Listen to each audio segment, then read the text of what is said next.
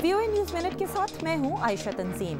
पीर की रात बोका रेटॉन फ्लोरिडा में सदर बराक ओबामा और उनके इंतखाबी हरीफ मिट रोमनी के दरमियान तीसरा और आखिरी मुबाहिसा खारजा पॉलिसी पर हुआ। चीन, मशरक़ वस्ता और दिफाई बजट पर फर्क और अफगानिस्तान, पाकिस्तान और ड्रोन्स पर इत्तफाक सामने आया।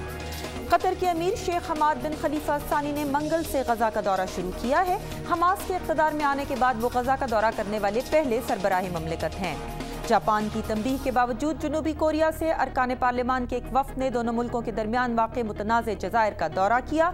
कोरिया में डोक्टू और जापान में ताकीशीमा कहलाने वाले इन जज़ायर की मिल्कियत पर जनूबी कोरिया, जापान और शुमाली कोरिया के दरमियान तनाज़ा है और तवक्को की जा रही है कि अब से कुछ देर बाद कंप्यूटर कंपनी एप्पल आईपैड की छोटी शक्ल आईपैड मिनी की नुमाइश करेगी, जिसका साइज 7 और 8 इंच के दरमियान मुतवक्को है। आप देख रहे थे VOA न्यूज़ मिनट। मज़ीद खबरों के लिए हमारी वेबसाइट urduvoa.com पर आएँ।